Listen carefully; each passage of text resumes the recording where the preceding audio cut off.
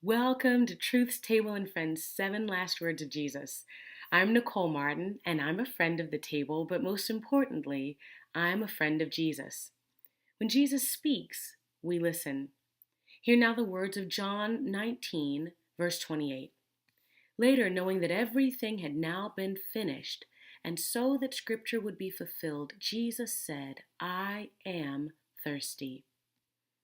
I just want to share from the topic, Stay Thirsty, Friends.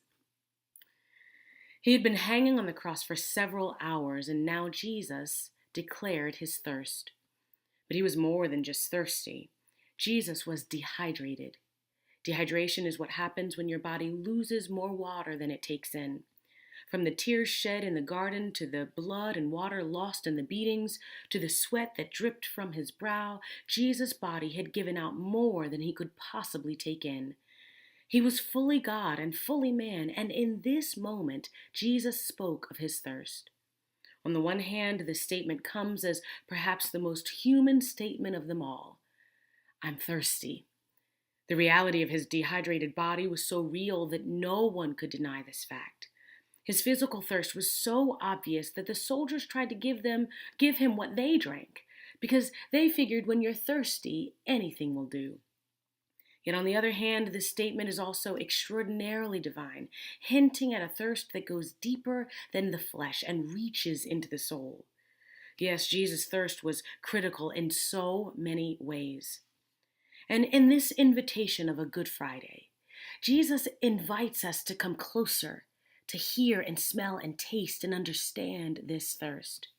Because at the core of the invitation of the words of Jesus is an invitation to embrace what it means to suffer as Jesus suffered.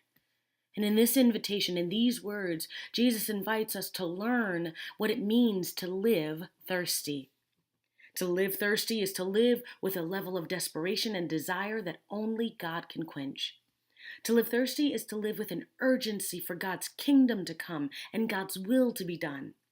To live thirsty is to live like Jesus.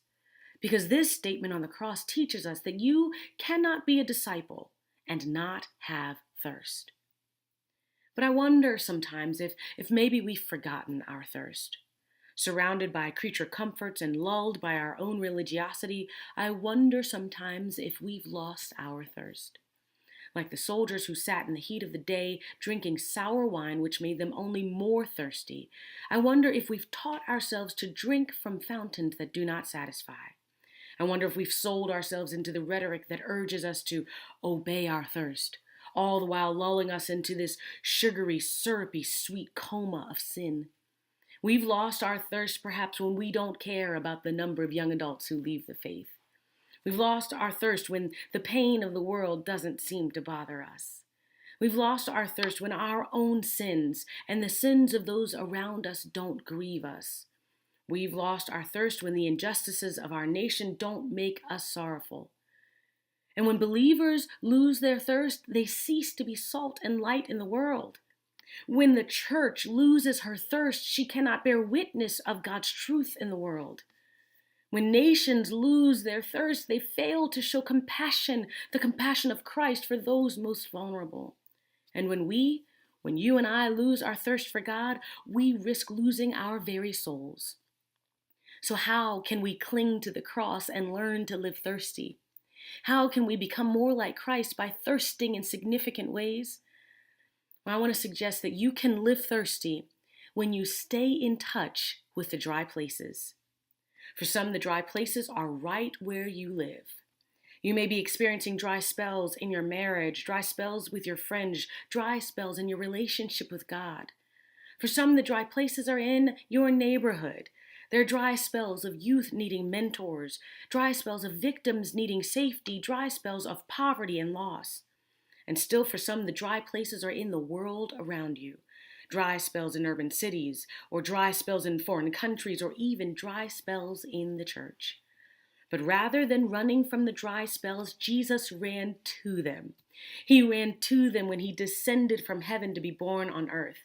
Jesus ran to the dry spaces when he hung around synagogues teaching truth to the wise.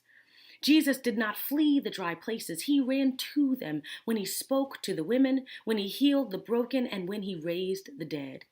And because Jesus stayed in touch with the dry spaces, you and I have a chance to be touched by the only one who can quench our thirst. And so I say to you, stay thirsty, my friends. Stay thirsty for the ways and the will of God. Stay thirsty for the heartbeat of the Lord. Stay thirsty for God's truth. Stay thirsty for salvation. Stay thirsty for God's wisdom. And when the dryness of this land attempts to steal and suck dry our hope, stay thirsty for the cross, knowing that he who died for us promised that when we go to him, we will never thirst again. Let's stay thirsty for Christ. God bless you.